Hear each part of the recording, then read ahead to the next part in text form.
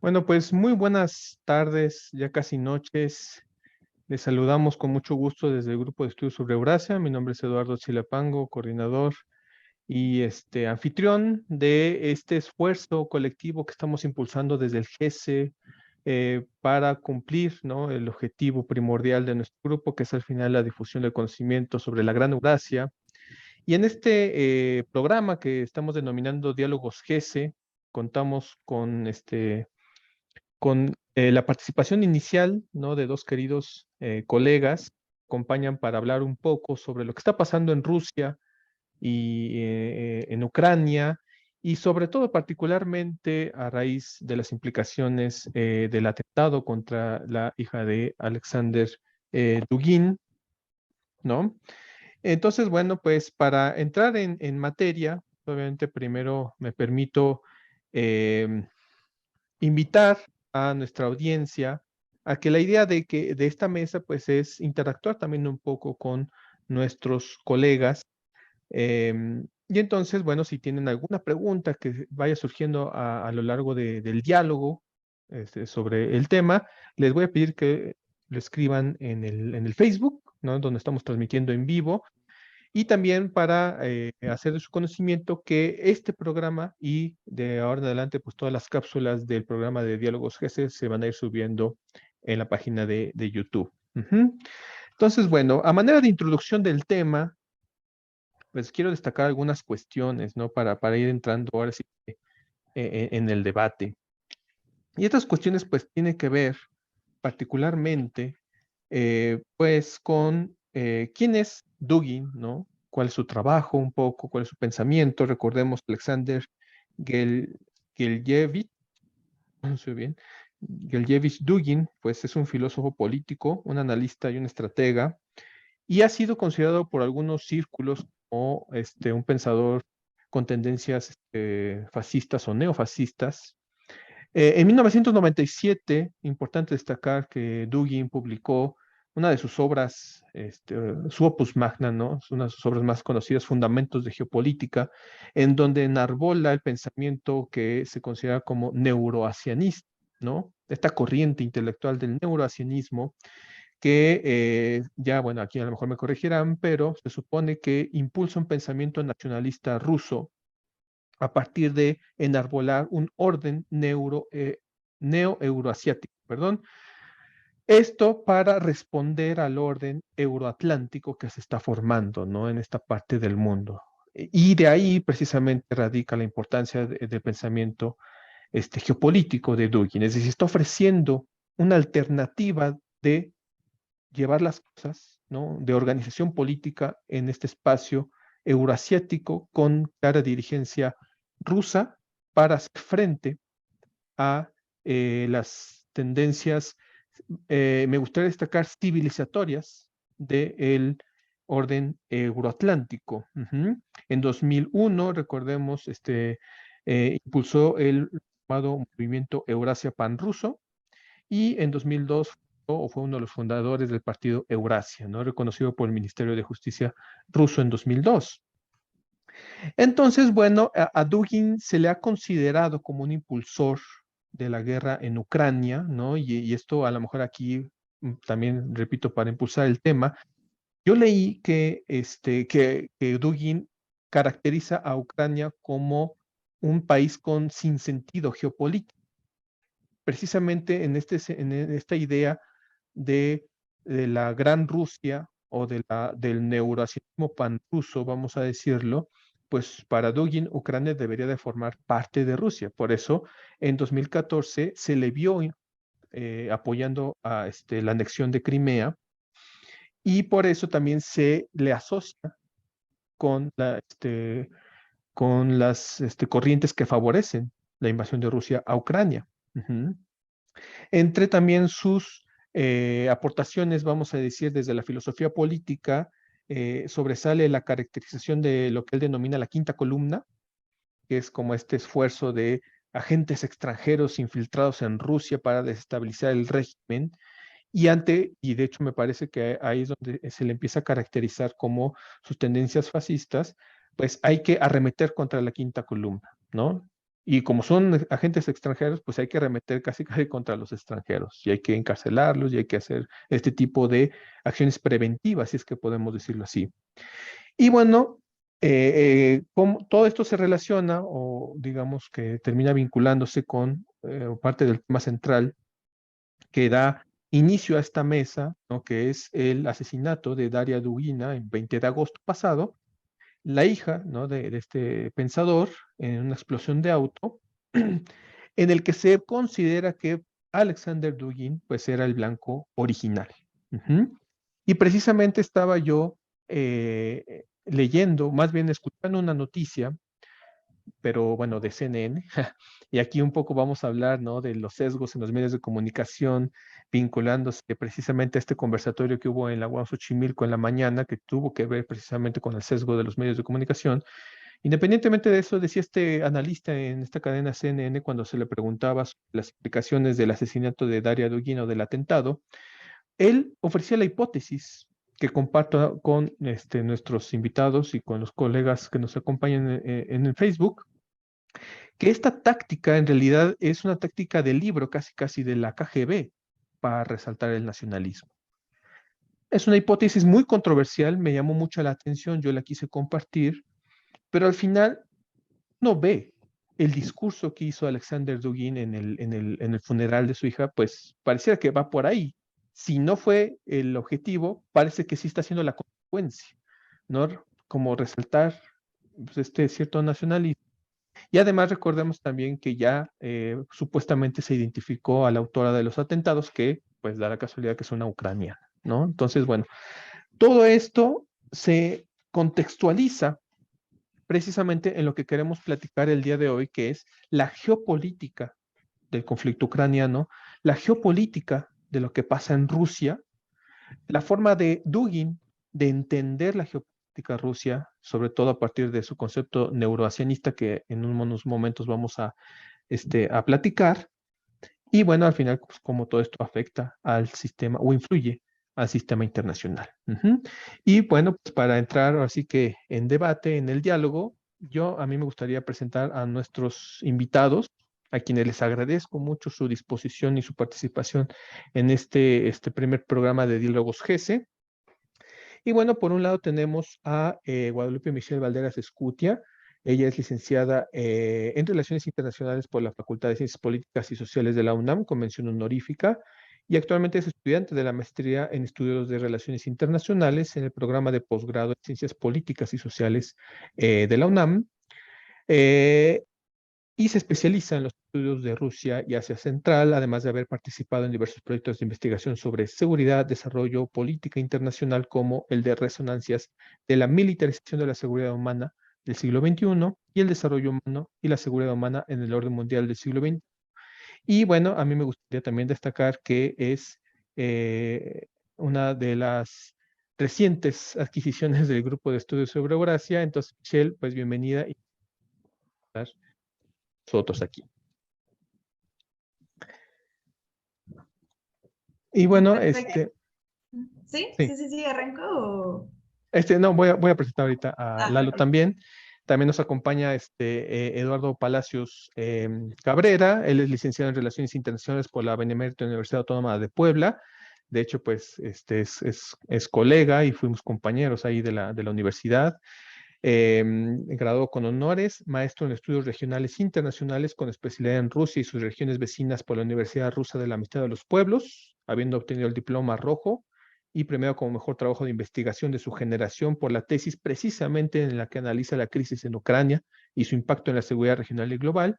Es especialista en temas de política exterior de Rusia y estudios regionales en el espacio exsoviético, además de que ha participado como ponente en foros académicos, en instituciones de educación superior de la Comunidad de Estados Independientes. Es miembro del cuerpo de expertos extranjeros invitados del Centro de Estudios de Países Postsoviéticos con sede en Moscú y bueno, además que también es un orgulloso integrante y miembro fundador del grupo de estudios sobre Eurasia. Muchas gracias, Tocayo, por acompañarnos.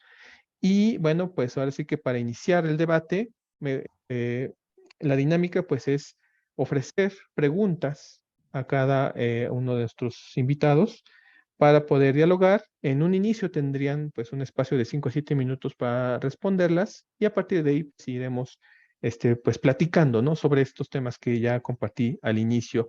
Y a mí me gustaría lanzar la primera pregunta para Michelle, ¿no? Para Michelle. Y la pregunta pues es, ¿cuál es a tu juicio el contexto político regional en el que se desenvuelve el lamentable atentado contra Daria Dugina, ¿no? Si hay conexiones con la guerra en Ucrania, que es lo que estábamos platicando, ¿cuál es a tu juicio, pues, este contexto y estas conexiones? Adelante, por favor, Michelle. Muchísimas gracias. Bueno, pues para iniciar con esta primera gran pregunta, pues creo que ya no es novedad justo lo que ha estado ocurriendo en esta región entre Ucrania y Rusia, al menos desde los últimos 6, 7 meses que se empezó a mediatizar de una manera impresionante el conflicto en Ucrania, pero que vale decir que pues el conflicto no inició apenas hace 6, 7 meses, sino que ya tiene varios años de haber empezado. Al menos unos 8 años, ¿no? Desde que iniciaron aquí como estas problemáticas, sobre todo en la región del Donbass, luego de que Crimea se anexara a la Federación Rusa. Sin embargo, bueno, como ya lo habías comentado hace unos momentos, los medios han tenido un papel sumamente importante en todo este conflicto. De hecho, yo diría que ha sido de lo más relevante, por supuesto sin dejar de lado todas las víctimas, tanto rusas como ucranianas, que ha dejado este conflicto. Pero también creo, o también me parece, que dentro de, o sea, que dentro de todo esto se ha creado también como un sentido de tratar como de explicar justo lo que acaba de pasar bueno, con este lamentable suceso de la hija de Dugin. O sea, como que han salido muchísimas teorías e hipótesis alrededor de lo que sucedió con ella. Sin embargo, no sé si, por supuesto que hay algunas que tienen como más sentido o más relación que otras, ¿no? O sea, por ahí justo algunas que escuché, creo que también revisé esa misma nota que habías comentado hace unos momentos de CNN, también ahí muy, pues también con ciertas inclinaciones también muy occidentales y demás, porque también eso dista mucho, ¿no? Eso también nos ha dejado estos últimos meses ver lo que se dice desde medios occidentales dista muchísimo de lo que se dice desde los medios rusos. Por ahí también algo que había comentado desde que recién inició, bueno, desde que recién se dio la noticia, desde que se viralizó la muerte de Dugina, desde medios occidentales inmediatamente se habló de un atentado o de un asesinato, mientras que desde medios rusos tomaron este tema con más cuidado y no se atrevieron a hablar de un atentado como tal hasta que Putin después, bueno, dio un discurso lamentando el fallecimiento. Después de esta ceremonia que se dio del funeral de Dugina, el mismo Lavrov, el ministro de Exteriores de Rusia, mandó también ahí sus condolencias a Dugin. Sin embargo, también creo que se sobreestima demasiado la cercanía y la verdadera como relación política o influencia que puede tener Dugin dentro del gobierno de Rusia, ¿no? O sea, de hecho, de ahí también viene como pues no sé, como mi conflicto también con muchas de las teorías o muchas de las hipótesis que han surgido a través de esto, porque por ahí, no sé, se habla de que sí, desde ciertos grupos fascistas o neonazis ucranianos atacaron el auto que originalmente era de Dugin, intentando asesinarlo a él, porque entonces era un golpe directo a Putin. Pero lo cierto es que Dugin, o al menos de manera comprobable, no hay una relación directa entre Dugin y Putin, ¿no? O sea, eso por un lado. Por ahí hay otra hipótesis que dice que probablemente fue desde Occidente que atacaron esta parte.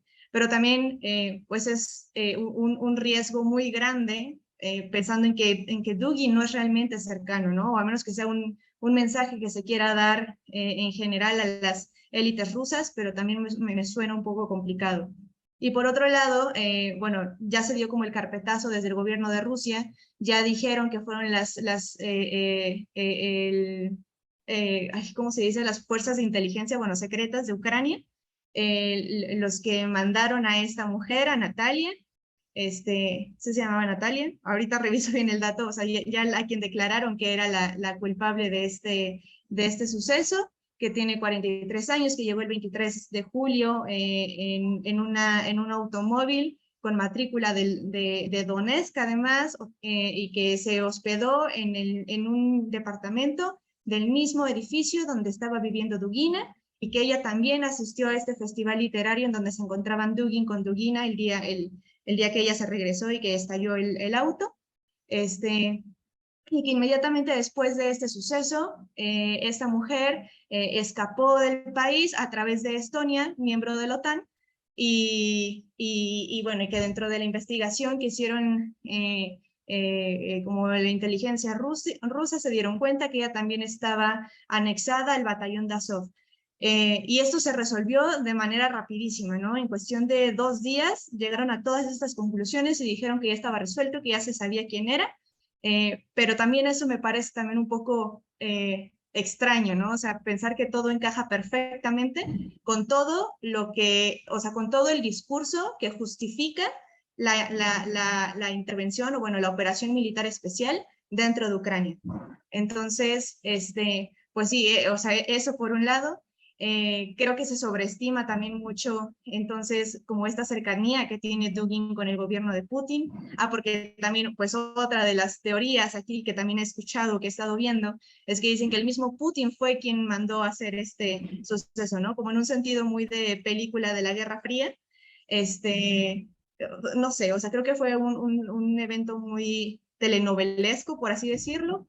Sin embargo, no termina de estar del todo claro como desde dónde vino esto, pero lo cierto es que Dugin, si bien se ha sido un personaje sumamente polémico y muy relevante, quizás como en sus teorías y en sus libros y bueno, la cantidad de cosas que ha escrito y que ha investigado, lo cierto es que tampoco ha tenido una injerencia tan directa con el gobierno o con la toma de decisiones o con el viraje de la política exterior de Rusia, ¿no? En todo caso, podríamos encontrar a otros autores o a otros o sujetos que sí han tomado decisiones y que quizás en algunos elementos coinciden con algunas cosas que ha planteado Dugin, pero que no necesariamente son ideas propias, o sea, de él meramente, ¿no? Como el tema de la integración euroasiática, que bueno, esto viene desde los euroasianistas originales, ¿no? Pensando en Savitsky, Trubetskoy y Bernardsky, por ejemplo, que ellos ya estaban hablando de este tema desde el siglo XX. Entonces, bueno, por ahí se me ocurre también que si hablamos más en términos como contemporáneos, con la doctrina Primakov del 96-97, también ya se estaba hablando de esa integración euroasiática. Entonces, bueno, pues para ir cerrando esto un poquito, por supuesto que es un hecho lamentable lo que sucedió, pero también creo que se está llevando como a ciertos lugares que no deberían y que más bien creo que también otra vez, como ha sucedido durante todo este conflicto o estos últimos meses, se están manejando bastante bien también como el discurso y hacia dónde se quiere estar llevando, ¿no? Y yo, bueno, por el momento lo dejaría por aquí. Sí, Michelle, muchísimas gracias. Muchos elementos que arrojas al debate muy interesantes que ahorita precisamente pues vamos a tratar de retomar. Y bueno, aprovecho pues para lanzar la pregunta a Lalo Palacios, reiterando la invitación a nuestra audiencia que si quieren, si tienen preguntas para nuestros panelistas, para nuestros invitados, pues nos las hagan llegar vía el Facebook. Tocayo, pues mira, una de las tesis precisamente que yo sé que Dugin maneja, sobre todo en su obra, al menos la más reciente que yo he leído de él, de 2020, que se llama La teoría del mundo multipolar, pues establece una crítica al universalismo occidental y el rescate, se me llamó mucho la atención de las tesis de Huntington sobre la posibilidad y necesidad de un mundo de civilizaciones mismas que definen polos de poder. Ujú. Entonces, la pregunta sería si tú consideras que en la actualidad vivimos en un mundo multipolar bueno, ¿cómo podríamos definir la polaridad del sistema internacional actual? Y esto a lo mejor un poco retomando lo que ya decía Michelle, de que a lo mejor si Dugin no es tan cercano, no es un intelectual orgánico, diría Gramsci, del régimen, pero pues como académico, por eso traigo este tema a colación, pues sí ha tenido su cierto impacto. Entonces, esa sería la pregunta, Tocayo, no sé tú qué opinas. Pues bueno, Muy buenas noches. Un gustazo estar aquí con Michelle. Gracias, Lalo Tocayo, por la invitación. Y aprovecho también brevemente para reiterar la invitación. Para eso estamos aquí. Es un gusto poder conversar con ustedes, con la audiencia. Las preguntas no las cobramos, el conocimiento es gratis. Entonces, con toda confianza, ¿no? Aquí estamos para compartir con ustedes, ¿no? Bueno, es una pregunta, perdón, bastante interesante. Eh, yo creo que sí vivimos en un mundo multipolar. Es lo que yo siempre manejo en las conversaciones con mis alumnos, ¿no? Reflexiones personales, claro, siempre tratando de basarlas lo más posible en los hechos, pero si en algún momento tuvimos una unipolaridad después de la Guerra Fría, después de 1991, que es el colapso de la Unión Soviética, en la cual Estados Unidos fue el hegemón en el mundo, yo considero que eso se terminó en el 2011 con la caída de las Torres Gemelas y el atentado terrorista en Nueva York. A partir de allí, yo siento que hemos visto, bueno, pienso que hemos visto un comienzo de la decadencia de esta gran hegemonía que sí llegó a tener Estados Unidos, ¿no? Como lo prueban las varias intervenciones militares unilaterales en la década de los 90, siendo yo creo que la más representativa el bombardeo en Serbia, ¿no? La intervención de la OTAN en los Balcanes. Pues después del 2001 esta unipolaridad empieza a decaer, principalmente porque empiezan a surgir dos grandes potencias, ¿no? Recordemos que el realismo, manejando esta tesis de suma cero, advierte que todo poder que tú pierdes no se esfuma, no se desvanece, lo gana alguien más, ¿no? Entonces, en este caso, todo ese poder que está, esas capacidades que ha estado perdiendo Estados Unidos, pues las han ido retomando dos grandes polos de poder. Uno, que es en lo económico, en lo político y militar, yo nombraría Rusia, y dos, en lo económico, eminentemente China, ¿no? Entonces, yo creo que sí vivimos en un mundo multipolar, aunque quizá deberíamos llamarlo tripolar, ¿no? No sé si es como con los idiomas, ¿no? Después de tres ya se vuelve multi, no lo sé. Eh, pero yo considero que sí son estos tres grandes polos de poder. ¿Por qué la Unión Europea no? ¿Por qué Europa no? ¿Por qué Alemania no? Francia, Gran Bretaña, estos grandes imperios. Pues porque pienso precisamente, y justo con lo que hemos visto en el actual conflicto con Ucrania, que la capacidad política, ya no digamos militar, pero política de estos imperios en decadencia, en mi personal opinión, por más democracias que se llamen, siguen siendo, ¿no? Imperios, nada más que con muchísimo menos poder del que alguna vez tuvieron. Han estado a la orden y ahora sí que listos para el desorden al momento en que Estados Unidos lo diga, ¿no? Recuerdo que mencionaban, ¿no? Si hubiese estado Angela Merkel, otra historia hubiera sido. Sí, yo creo que sí. La Unión Europea era otra cuando Angela Merkel, como canciller de Alemania, que es el estado más fuerte de la Unión Europea, pues comandaba, ¿no? A los europeos como un bloque. Pues ahora con Scholz, el nuevo canciller, la verdad es que se ha llegado casi al punto del servilismo, considero yo, en la cuestión de la política exterior de la Unión Europea, una política exterior común completamente servil, completamente dependiente de las decisiones que se toman en Washington, en la Casa Blanca, ¿no? Y que se expresan de manera conjunta a través de la OTAN, ¿no? Y pues tampoco nos extrañe que por algo los británicos hace un par de añitos se salieron ya porque no estaban de acuerdo, ¿no? Entonces yo por eso ya Europa ya no la consideraría.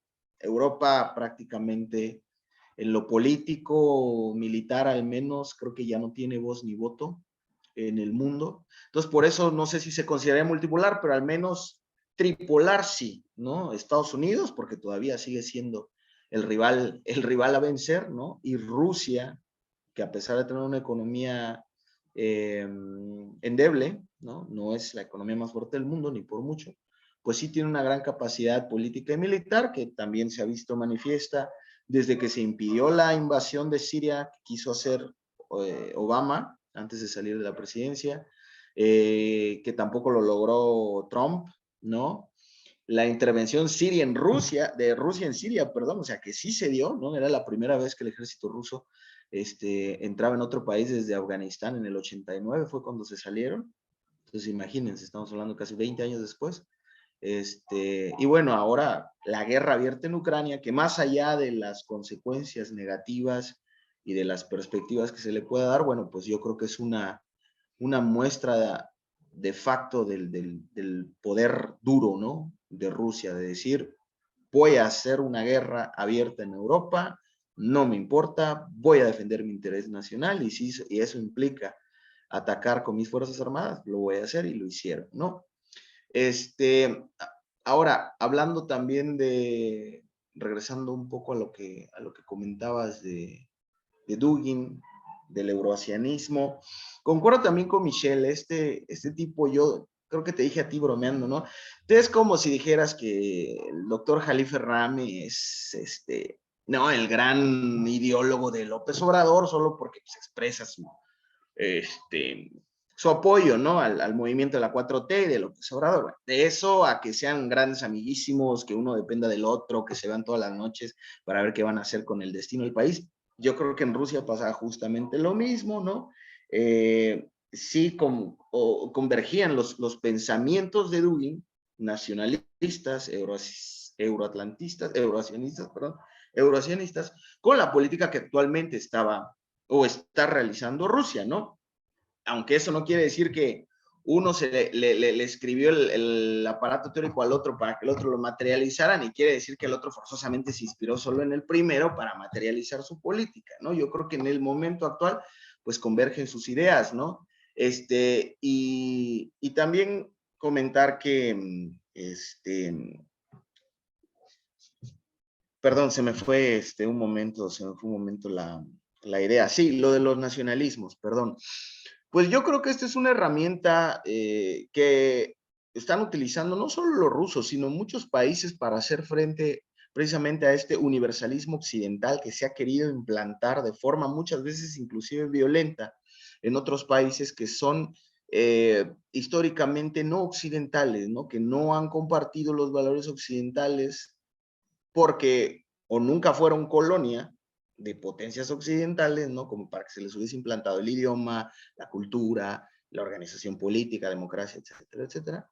O porque simplemente tienen la suficiente fuerza para mantener su propia identidad nacional y su propia cosmovisión, como es el caso de China, ¿no? Marcadamente, que a pesar de que, pues sí, en algún momento de su historia, fue, no quiero decir colonia, pero sí estuvo invadida por los británicos, pues bueno, no bastó pues para borrar, ¿no? Toda esta milenaria herencia cultural, histórica. Entonces sí, yo creo que Dugin hacía eco de eso, ¿no? Y el nacionalismo como herramienta para revalorizarse, ¿no? Para referenciarse ante la otredad, ¿no? Para darnos también nuestro lugar en el mundo, ¿no? Que muchos países pues no lo hacemos, consumimos literal lo que nos mandan y ni siquiera nos ponemos a pensar tantito en qué es lo que nos estamos, en qué estamos absorbiendo. Entonces, más que llamarlo fascista, ¿no? Yo diría que sí es un ultranacionalista que utilice el nacionalismo no para querer utilizarlo como herramienta política de exportación, de decir, nosotros somos la mejor nación del mundo y vamos a rusificar al resto del mundo, ¿no? El nacionalismo imperial no, sino más bien como decir, nosotros somos rusos, tenemos nuestra propia historia, nunca hemos sido parte de la Europa occidental, nunca nos han querido, no nos ven con buenos ojos hasta la fecha, muchos nos tienen miedo, ¿no? Por eso Finlandia y Suecia ya están con eso de que van a entrar a la OTAN, pero somos como somos, ¿no? Y eso no quiere decir que estemos en su contra o que queramos conflictos abiertos con Occidente, pero pues sí pedimos que se nos respete, ¿no? Y en este sentido vamos a buscar y vamos a desarrollar nuestra identidad nacional, nuestra conciencia como país y como Estado en otras esferas, ¿no? Que en este caso pues es la gran Eurasia, de donde Rusia tiene del 80% de su territorio, ¿no? Y es a donde, como te digo, coincidentemente, Putin, tras el divorcio de Occidente, que se marcó desde hace 8 años cuando empezó el conflicto en Ucrania, pues es donde Putin ha estado viendo a sus futuros aliados, ¿no? Y que no nos extrañe, está lloviendo. The Economist acaba de decir que la economía rusa va mucho mejor que los mejores pronósticos que se le habían dado, ¿no? Y esto es porque su plan B, es decir, todo el mercado asiático, China en primer lugar, pues está manteniendo a flote la economía rusa, ¿no? Entonces sí hay fundamentos, argumentos para decir que este viraje hacia el este, ¿no? Como le llamamos, de la política exterior rusa, pues está teniendo éxitos, ¿no? Y los va a seguir teniendo. Entonces, bueno, yo acotaría eso, ¿no? Que el nacionalismo se utiliza más bien como una defensa, una reivindicación ante pues toda esta invasión ideológico, cultural, política que Occidente está tratando de seguir exportando al resto del mundo no occidental. Lo dejaría por ahí para que nos movamos a otra cosa. Gracias. A ti, al contrario, muchas gracias, tocayo. Aprovecho para saludar a quienes están viendo aquí en el Facebook, su huerta, a Rigoberto Zilli y a Jesús Adrián Díaz. Muchas gracias por vernos. Y bueno, un poco en esta discusión del neuroasianismo, y hablando un poco de, ¿cómo se llama? Pues sí, de la doctrina, ¿qué tan original podría ser? No sé, Michelle, tú, si consideras que hablar del neuracionismo pues implica hablar de un proyecto geopolítico en el sentido de definir un espacio de influencia, obviamente rusa, para mantener, vuelvo a lo mismo, la presencia rusa, pero sobre todo para contener la presencia, digamos, la europea, occidental, estadounidense, en esos espacios, y si consideras eso, ¿qué países tú considerarías, tú pensarías que están dentro de la esfera neuroasianista? Porque al final, pues es un concepto geopolítico. Claro, sí, justo creo que es súper importante también destacar estas ideas y como esta construcción también del pensamiento geopolítico ruso, porque también creo que de pronto hay como unas ideas medio raras que de pronto me encontré mientras veía lo que se decía también justo sobre Dugin ahorita con todo lo que acaba de suceder. Y bueno, en primer lugar, pues sí, ¿no? Que se le considera, de hecho veía por ahí que decían que era como el Rasputín de Putin, ¿no? O que era como el ideólogo de la geopolítica de Rusia, y haciendo ahí unas pues asimilaciones medio raras. Pero bueno, si algo le podemos atribuir a Dugin, sí creo que es como que haya él bautizado el término del neoeuroasianismo, ¿no? Aunque no propiamente es de él, como ya había dicho hace unos momentos, la idea del eurasianismo, ¿no? O sea, esta idea surge, pues, más o menos en el siglo XX, a principios del siglo XX, con algunos autores denominados como los eurasianistas, que ya había comentado era Savitsky, Trubetskoy, Bernatsky, por ahí otros como alrededor, pero ellos son como de los más como destacables. El principal de ellos es Savitsky, que ya hablaba del eurasianismo, pero justo en un sentido que ya Eduardo estaba hablando hace un momento también, en un sentido de cómo enfrentar como en ese momento el eurocentrismo que permeaba profundamente del siglo XIX un poquito para atrás y todavía a principios del siglo XX, ¿no? Entonces, pero que esto viene entonces también desde una construcción de un pensamiento eslavófilo, de un grupo de intelectuales, de pensadores, entre los que se encontraban, por ejemplo, Dostoyevsky y otros tantos intelectuales y literarios y demás, que estaban muy en contra de esta asimilación y esas políticas de modernización y de la ilustración de Catalina II, Catalina la Grande y de Pedro el Grande, que trataron de asimilar mucho la Rusia, bueno, el imperio ruso, hacia las grandes ciudades europeas, ¿no? Entonces lo que empezaron a criticar estos grupos eslavófilos era esta idea y de más bien tratar de defender la identidad rusa, y que dentro de esa identidad rusa se encontraba, por supuesto, sí la cultura, sí la lengua, la forma de vestir, pero también la religión, o sea, que aquí la ortodoxia tenía un peso sumamente importante. Entonces, con los euroasiáticos, con Savitsky, Trubetskoy y ellos, trabajaron bastante también esta idea, llevándolo no nada más a la parte cultural, sino también a la parte política y a este sentido, y eso me parece maravilloso porque porque justo es, por supuesto, también como el desconocimiento total pues sí, de estos autores, al menos en Occidente y en estos, pues aquí, ¿no? En México también, que esta idea del neoeurazianismo muchas veces se enclava mucho como en las ideas de Mackinder, ¿no? O sea, pensando en el pivote y en estas ideas, pues de estos geopolíticos clásicos anglosajones y alemanes y demás, pero muchas de estas ideas del neoracionismo más bien se contraponen como a estas ideas, ¿no?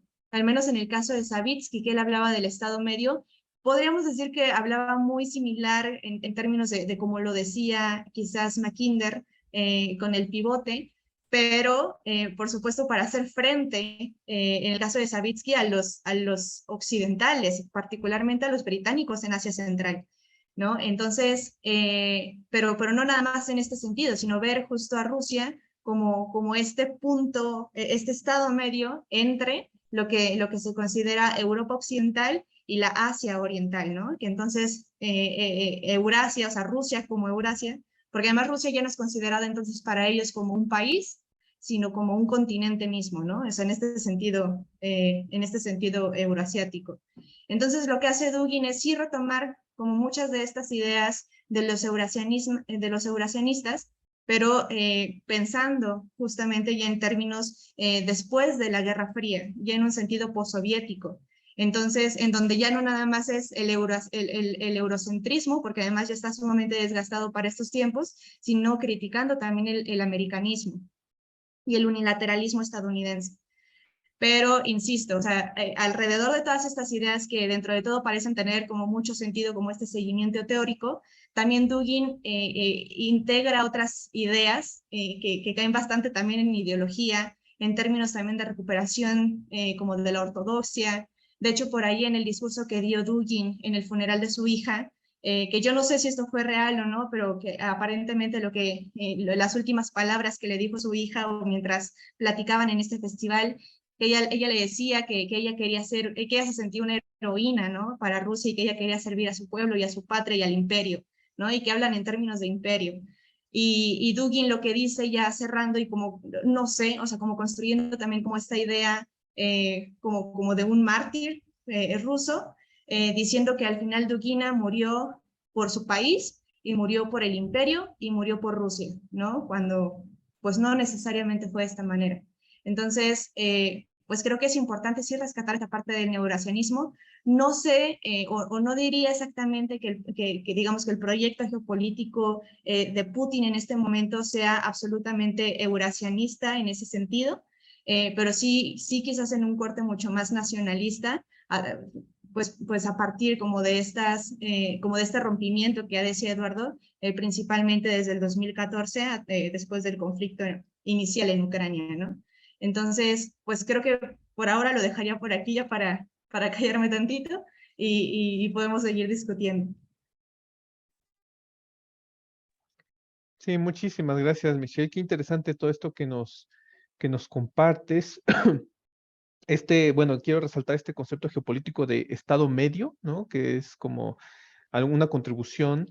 Y también me gustaría destacar un poco que entonces, con base en lo que nos comparten tanto Lalo como Michelle, para la audiencia, estamos atestiguando la manera en que se conforma lo que la geopolítica crítica distingue entre la geopolítica práctica, que sería Putin, tomador de decisión, que enarbola, por ejemplo, un proyecto euroasianista, que podría, bueno, no sé si euroasianista, pero sí euroasiático en el sentido de la Unión Económica Euroasiática, que es claramente delimitado y todo.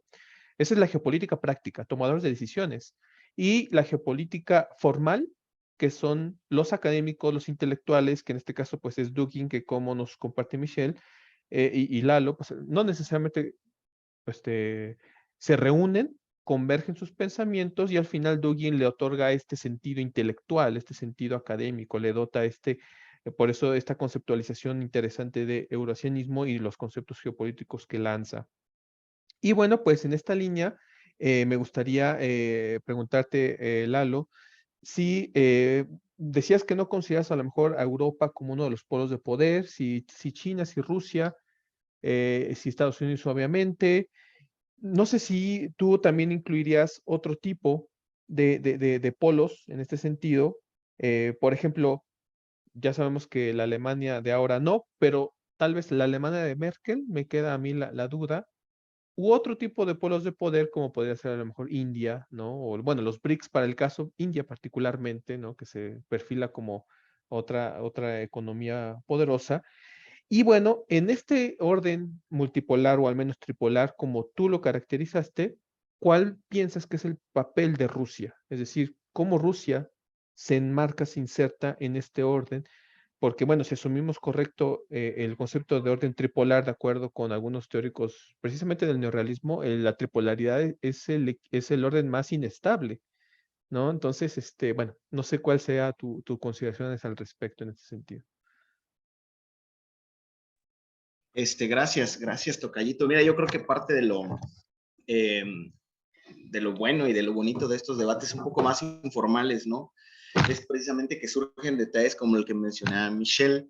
Yo escuché en ruso este fragmento final de Dugin en el funeral de su hija, pero es aquí cuando es cuando yo resalto muchísimo la importancia del idioma, porque lo más seguro, y no lo dudo, es que los medios occidentales hayan utilizado la palabra imperio, pero la palabra que Dugin usa es держава. Держава se entiende en ruso como potencia, no como imperio, porque tú escuchas imperio, lo primero que te viene a la mente es el tradicional imperio europeo, ¿no? Occidental, ¿no? Con sus prácticas colonialistas, etcétera.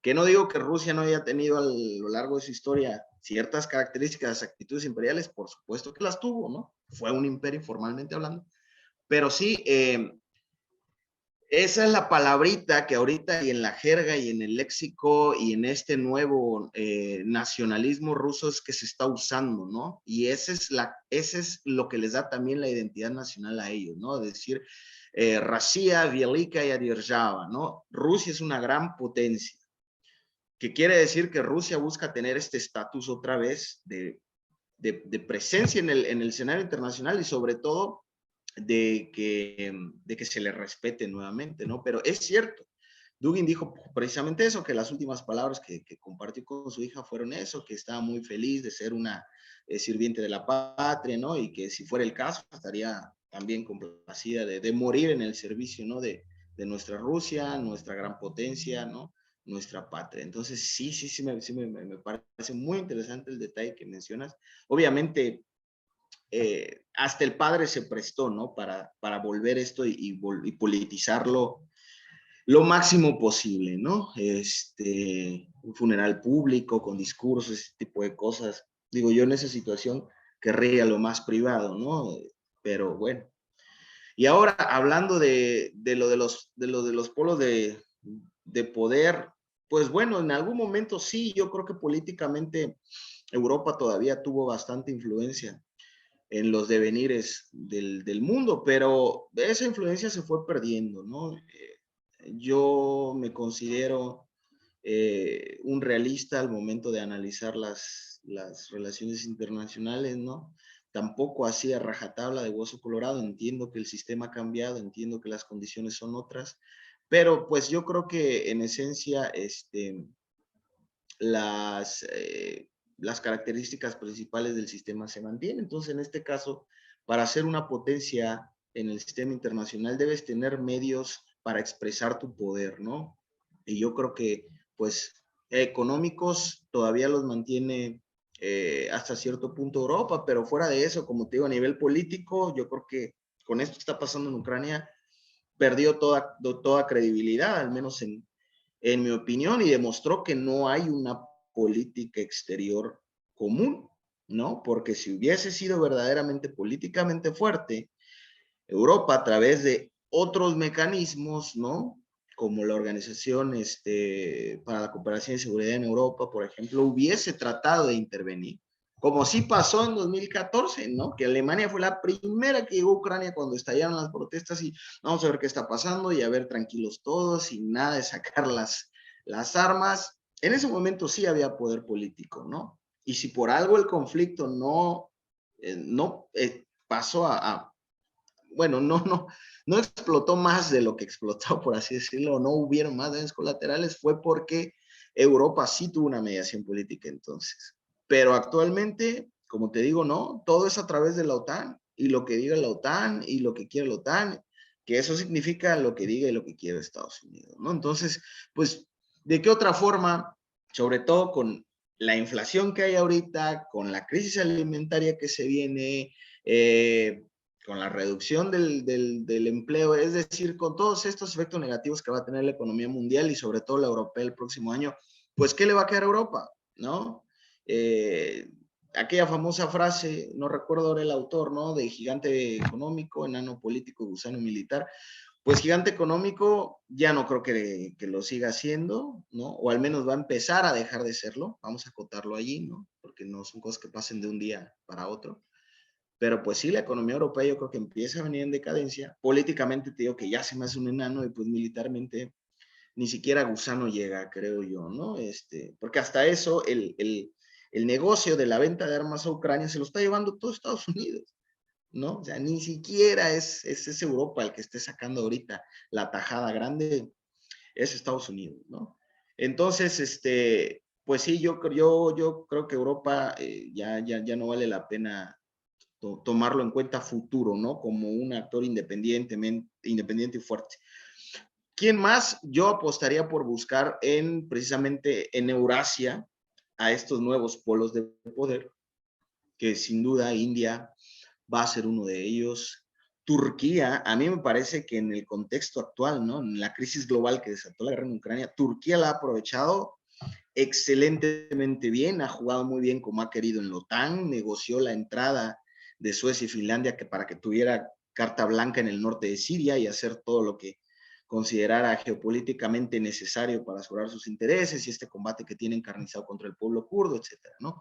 Hay gente que sabe mucho más de eso que yo. Pero Turquía me parece alguien que debe ser tomado en cuenta, ¿no?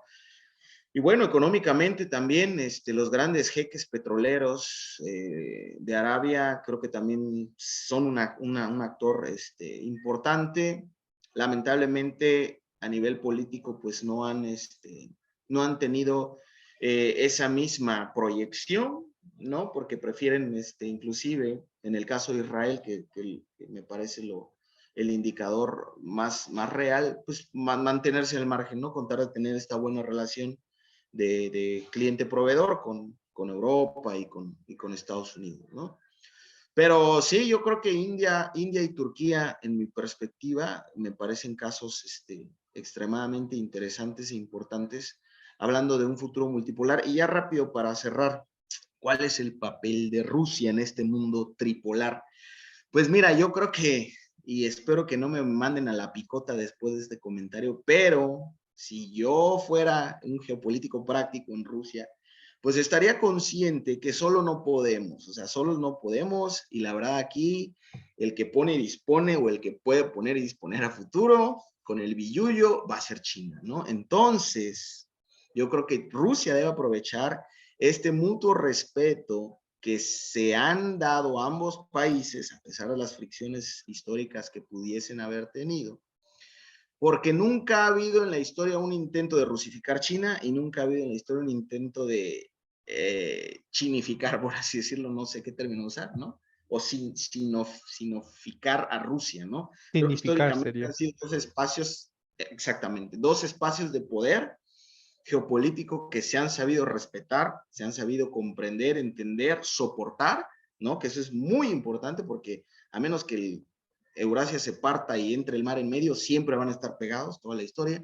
Entonces yo creo que aquí deben entenderse y jugar con una mancuerna, ¿no? Uno es muy fuerte en lo militar, por ejemplo, otro es muy fuerte en lo económico.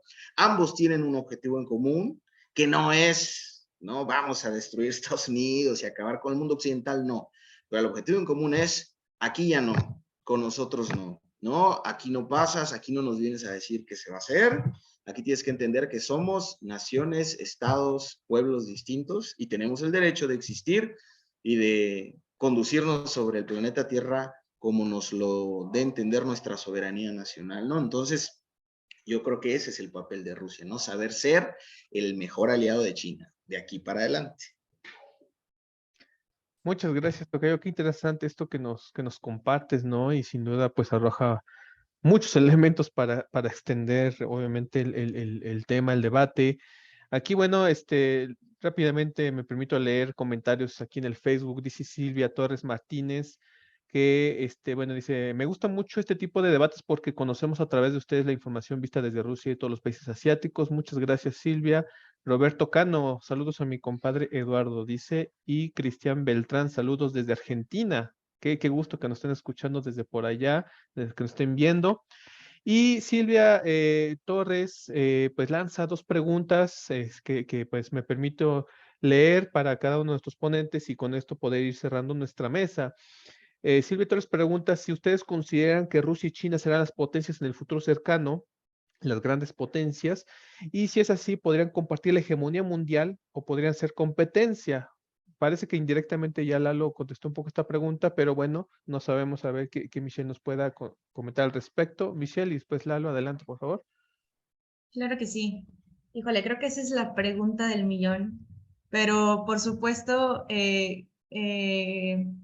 o sea, es innegable la relación estratégica que ya existe entre Rusia y China y que por supuesto va a seguir siendo importantísima, que ya lo ha estado siendo desde hace al menos 20 años, los últimos 20 años, o sea, pensando en la situación actual de la Federación de Rusia, perdón, y de China, pero que cada vez está tomando más importancia y que a raíz de las crisis de Ucrania, pensando desde el 2014, ha sido también fundamental y creo que se ha visto muchísimo más claro justamente desde que se reavivó el conflicto ahora y que como ya lo habían comentado, la economía de Rusia no le ha ido tan mal como se hubiera esperado que le podría haber ido, ¿no? Por supuesto que el primer mes más o menos estuve ahí como monitoreando bastante cómo iba como la inflación y la caída del rublo. Y sí hubo un momento en el que perdió bastante su valor, pero empezaron a tomar acciones desde el Banco Central de Rusia, empezaron a subir los intereses desde el Banco Central para tratar de equilibrar un poquito la moneda. Y el día de hoy, o sea, si revisamos cuánto vale el rublo, no está tan lejano a como está en la normalidad, ¿no? O sea, está prácticamente en las mismas condiciones. Y por supuesto que esto ha sido también a raíz de la relación que tiene con China, ¿no? Principalmente como que es uno de sus principales socios comerciales, de sus principales aliados financieros, económicos, pero sobre todo energéticos. ¿No? Ya desde hace algunos años se había construido un oleoducto bastante importante por ahí desde la región bueno, desde Siberia hacia China, que se llama Fuerza Siberia, y estaba viendo que ya se estaba planeando también la extensión de este oleoducto que venga desde la región, digamos, ártica de Rusia, atraviese prácticamente toda Siberia, atraviesa Mongolia y llega entonces a China, ¿no? O sea, ya se está pensando también como en esta extensión, y bueno, y sin dejar de lado también pues todos los demás tratados que tienen en muchas otras materias, en estos acuerdos ahí que ya existen también con la posible ruta, la ruta ártica de Rusia, en el sentido también de este proyecto geopolítico de la ruta china, también en el Asia Central, que podría verse quizás como un tema ahí de disputa, pero hoy, en este momento al menos, todavía no, creo que todavía no hay ahí un tema de competencia entre China y Rusia, sino todo lo contrario, ¿no? Ya desde los 90, como les había comentado, se estaba hablando justo esto que había mencionado Eduardo, sobre que al final Rusia, la única manera de recuperar un poco de su presencia en la región eurasiática sería a través de crear estas alianzas estratégicas, sí con China, pero también con la India, ¿no? Y también por ahí han surgido algunos otros aliados, también Irán ha tenido un peso sumamente importante, pero que no ha sido lo único, ¿no? También se han ayudado de algunas organizaciones de cooperación económicas y militares, por supuesto la Organización de Cooperación de Shanghái, la Organización del Tratado de Seguridad Colectiva, la Unión Económica Euroasiática y otros tantos acuerdos como bilaterales en otras regiones, que por supuesto que han sido la pieza clave para poder hacer frente o para poder hacer este contrapeso a las sanciones económicas o a la presión que ha venido desde Occidente, ¿no? O sea, el apoyo desde Oriente ha sido fundamental. Y bueno, y pues ya nada más para cerrar, bueno, yo con mi participación, nada más me gustaría decir que pues al final un elemento sumamente importante de Rusia es también pues la parte energética y es un elemento que le permite también ejercer cierta presión o para poder nivelar un poquito como esta balanza con Occidente. Y justo ahorita que se mencionaba toda esta parte también de la relación con Alemania y que si ya no está Merkel y demás, también me vino a la mente ahí una serie de videos y cosas que he estado viendo que han estado promocionando desde el gobierno de Rusia, sobre la grandeza de Rusia, sobre el potencial energético, pero también anunciando que ya viene el invierno, ¿no? Entonces también aquí como en un sentido, pues sí discursivo, pero también muy fuerte sobre la realidad de Europa, ¿no? Entonces, bueno, yo cerraría por aquí ya mi... Muchas gracias, Michelle. ¿Y tú, Tocayo, qué opinas? ¿Podrán compartir la hegemonía mundial si es que Rusia y China son las grandes potencias del futuro o podrían competir? Pues yo creo que en el corto plazo deben compartir. En el mediano plazo, lo ideal sería que la compartieran.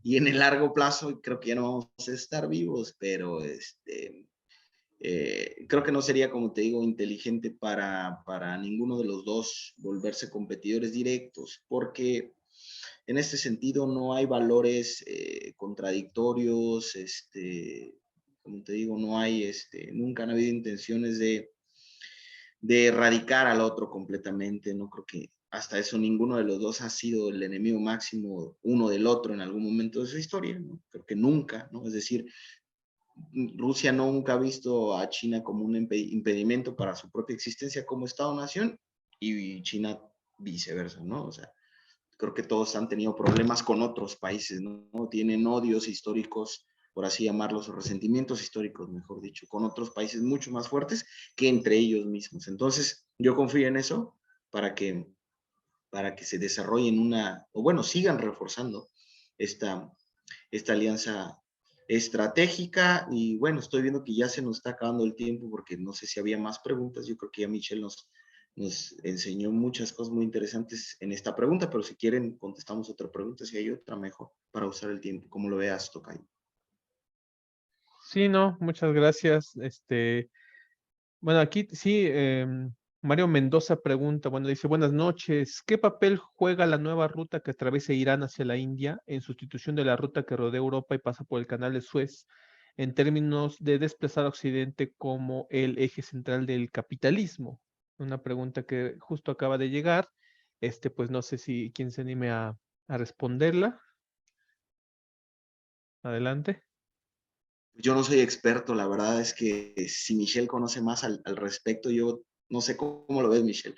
Digo, yo en términos generales, con todos los demás intentos, ¿no? de mover la infraestructura económica, pues obviamente que va a apoyar muchísimo, ¿no? Y le va a dar mucho más fuerza a estos dos países, pero así como que qué impacto más claro a nivel volúmenes o cosas así, lo desconozco. Entonces ahí si Michelle nos ayuda, mejor.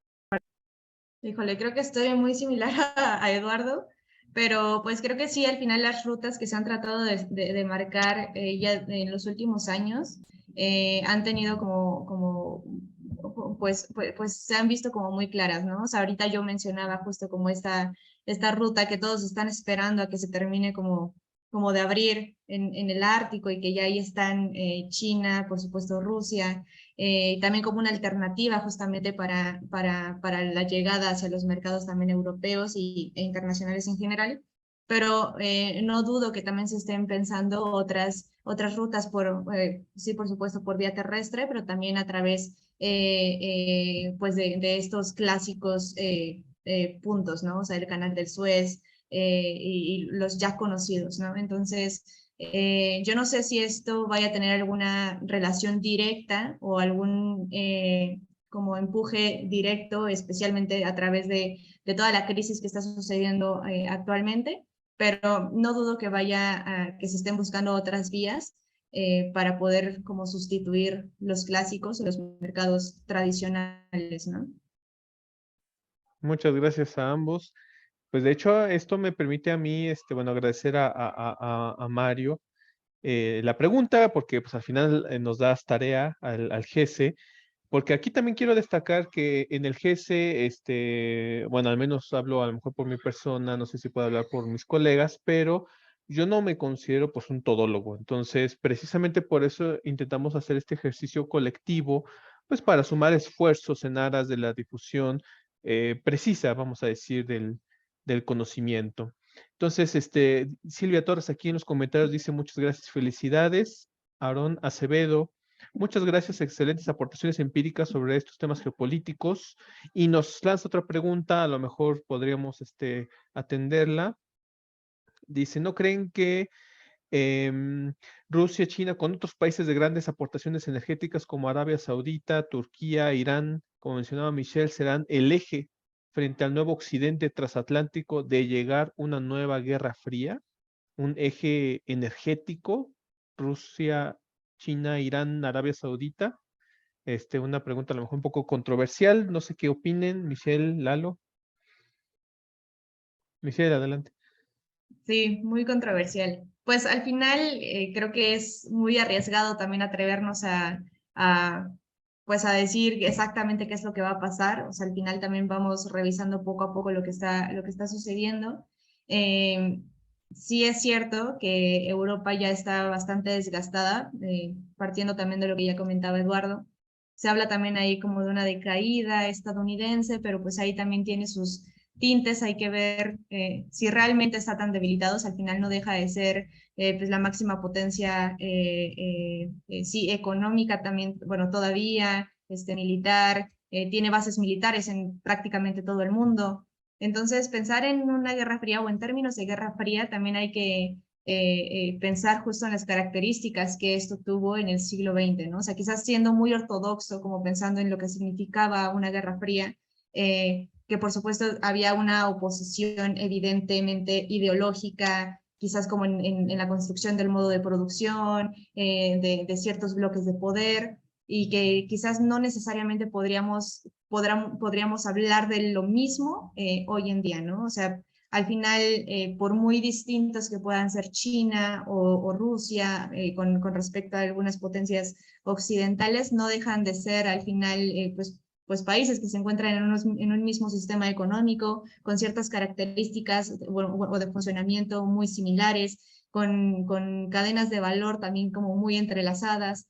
Entonces, no sé si podríamos hablar como tal de una guerra fría, al menos al día de hoy yo no me atrevería a decir eso, pero no sé a futuro, ¿no? O sea, no sé en 10 años qué tanto vayan a modificarse estas relaciones. Podríamos hacernos algunas ideas por todo lo que ha estado pasando, por el tema energético, por ejemplo, pero es como muy atrevido, creo yo, afirmar que algo vaya a suceder. Gracias, Michelle. ¿Tocayo? Pues sí, controversial la pregunta. Me sumo a Michelle en la opinión de que no podemos hablar estrictamente de una guerra fría, pero a mí sí me gusta llamarle, o al menos de forma personal, la Guerra Fría 2.0, ¿no? ¿En qué sentido? En el hecho de que, para empezar, no creo que la confrontación entre Rusia, ¿no? El grueso de la Unión Soviética entonces, y Estados Unidos haya terminado. O sea, no se terminó, hubo un receso. Pero ¿por qué es Guerra Fría 2.0? Porque sí, ya no hablamos de una conflagración ideológica, comunismo contra capitalismo, pero creo que sí estamos viendo un, no vamos a llamarle conflagración, ¿cómo lo vamos a llamar? Sí estamos viendo un conflicto, ¿no? Entre Occidente y todo lo que no es Occidente, ¿no? Yo creo que eso sí está muy marcado. Y no es solo Rusia, no es solo China, también en sus momentos ha sido India y es Irán, ¿no? Y es Siria, ¿no? Y es Corea del Norte. Entonces es Occidente contra todo lo que no es Occidente. Entonces, si estamos buscándole a esta Guerra Fría 2.0 un acotamiento filosófico, pues yo diría que es ese, ¿no? Y finalmente, eh, los propios, porque creo que Robert Gilpin era americano, si mal no recuerdo, el teórico de los ciclos hegemónicos. Entonces, bueno, era occidental, corríjame si no era norteamericano, pero pues ellos mismos, sus propios teóricos, ¿no? Ya han vislumbrado que el poder no es para siempre, ¿no? Y como les decía, ¿qué tanto le duró la hegemonía, ¿no? ¿Qué tanto les duró la alegría de la victoria en la Guerra Fría? 10 años, o sea, así. Entonces, sus propios teóricos han establecido que el poder no dura para siempre, que las capacidades se van perdiendo, que uno no puede estar en la cima para siempre, ¿no? Y la historia lo ha dicho, ¿no? ¿Quién diría hace 2000 años, en el esplendor de Roma, que ese imperio iba a terminar siendo un país así? O cuando los canatos mongoles tenían dominado prácticamente medio mundo, ¿quién iba a decir que iba a terminar siendo un país así, con 3 millones de personas, ¿no? Entonces la historia da muchas vueltas y los líderes norteamericanos deberían estar conscientes de ello, ¿no? Y deberían estar conscientes de que quizá ya alcanzaron la cúspide de su poder, que ya no van a poder ir más arriba, entonces lo que tienen que hacer es buscar una bajada con una pendiente relajada, ¿no? Para tratar de mantenerse en buenos niveles el mayor tiempo posible, ¿no? Digo, en aras de mantener su propia identidad como Estado-nación y su propia cultura, o como quieran, ¿no? Algo parecido a lo que ha hecho o lo que han hecho todas las potencias europeas, ¿no? Que a pesar de que ahorita ya no son ni la sombra de lo que llegaron a ser, pues siguen teniendo buenos niveles de vida, grandes niveles de riqueza, ¿no? Y en general, pues han existido como Estado-nación, como expresiones políticas de una nacionalidad. Entonces yo creo que los americanos, en lugar de seguir dando estas patadas de ahogado, ¿no? Y haciendo la guerra y provocando conflictos en medio mundo, deberían ser más inteligentes, ¿no? Y empezar a mejorar las relaciones con todas estas potencias en ascenso, que pues no solo es Rusia y China, ahorita podemos hablar de ellos, pero en un futuro, como les digo, estoy seguro que vamos a ver a India, que vamos a ver a Turquía, ¿no? Que vamos a ver a Irán. Entonces, creo que eso sería lo más inteligente, pero bueno, como no soy gringo, que a ellos les quite el sueño, y yo sí agradezco muchísimo este espacio, me la pasé muy bien, un gusto, gracias. Muchas gracias a ti, Tocayo. Aquí Mario Mendoza, quien había lanzado la pregunta sobre la ruta Irán-India, dice, gracias por la ampliación del conocimiento impartido y un saludo desde la UAP. Mira, colega UAP, de donde estudiamos Lalo y yo. Pues bueno, ya para ir cerrando esta mesa y agradeciendo a quienes nos vieron en Facebook, y a Michelle y a Lalo, obviamente, pues a lo mejor a mí me gustaría resaltar estas ideas, ¿no? Que mencionaron nuestros invitados. Por ejemplo, el problema de la distancia de los medios de comunicación que decía Michelle, que ha acentuado el sesgo, ¿no? En ambos lados, tanto en medios de comunicación occidentales como rusos, parece que hay una tendencia a la radicalización del discurso, y esto se conecta un poco con esta mesa que ya les decía, este conversatorio que tuvo lugar en la UAM Xochimilco sobre Ucrania, y que precisamente todos medios de comunicación, los ánimos se exacerbaron en el debate, particularmente por los sesgos, yo pensaría. Es decir, creer solamente que hay una verdad y que los medios de comunicación poseen dicha verdad, cuando al final son parte de toda esta marea de información y de datos que es responsabilidad de quienes nos dedicamos al análisis, pues discriminar, verificar, ¿no? Tomar con cuidado. Y también, sobre todo, lo que también había dicho Michelle, tomar con cuidado, ¿no? La influencia de Dugin en el gobierno ruso. Como decía Lalo Palacios, pues hay una convergencia de pensamientos, eso no significa que necesariamente hay una conexión. Y bueno, también resaltar el concepto geopolítico que nos recuerda Michelle, el del Estado medio, y sobre todo también la importancia de recordar que las tendencias teóricas de los euroasianistas clásicos más que acercarse a las concepciones de la geopolítica clásica, como ya decía Michelle, en realidad se alejan. Y eso es, tal vez lo podremos discutir en algún otro momento. Y bueno, resaltar también lo que decía Lalo de esta hipótesis, ¿no? Que se lanza de que probablemente lo que estamos viendo en la actualidad es la existencia de un orden tripolar y en el que Rusia se enarbola como un poder político militar, China como el poder económico y obviamente Estados Unidos como la gran potencia militar, económica y política. Ujú. Y el matiz también, la importancia del idioma, muy importante, ¿no? El matiz que nos ofrece Lalo Palacios en el discurso ruso de distinguir entre imperio, que al final sirve a esta radicalización del sesgo de los medios de comunicación, y en realidad lo que se dice, pues más hablamos de gran potencia o de país, ¿no? O de gran país a lo mejor, ¿no? Y bueno, también todo esto se da en contexto de una debilidad europea que en otro momento, como recordaba Lalo en la crisis de Ucrania del 2014, pues pudo haber desempeñado un papel político importante en la Unión Europea para la resolución del conflicto actual, pero precisamente por su debilidad no ha podido, ¿no? Y eso se le puede sumar al servilismo que al menos en Alemania, pero que en general Europea está teniendo frente a Estados Unidos, que se somete a las directrices de Washington y que no le permite, que más bien, muy probablemente estas hipótesis, muy probablemente los europeos estén teniendo que lidiar con Rusia muy a su pesar. Pero eso es un modus operandi estadounidense, ¿no? Y esto me permite precisamente invitarles, ¿no? Bueno, ya es como cerrando la mesa, pues invitarles a la siguiente sesión de Diálogos GESE que va a tener lugar el viernes 2 de septiembre a las 4, donde precisamente vamos a hablar sobre China y Taiwán, porque Estados Unidos hizo lo mismo en Ucrania que hizo en Taiwán, es decir, llega, agita el gallinero, por así decirlo, y se va. Y son los europeos y los rusos por un lado y son los chinos y los taiwaneses por otro los que tienen que lidiar con los problemas que causó Washington. Entonces no se pierda pues esta mesa que vamos a tener ya el próximo viernes 2 de septiembre, también en transmisión en vivo vía Facebook con dos invitadas colegas del GES obviamente. Pues muchas gracias Michelle, Lalo y gracias a quienes nos vieron por el Facebook. Recuerden pues seguirnos en las redes sociales, tenemos ahí de todo, nosotros tenemos de todo. Instagram, Facebook, YouTube, que después van a poder encontrar esta mesa justamente en el YouTube, Twitter y a ver cuándo incursionamos en TikTok, pero bueno, ahí estamos. Muchísimas gracias y muy buenas noches. Muchas gracias. Buenas noches. Muchas gracias, un gustazo. Excelente noche.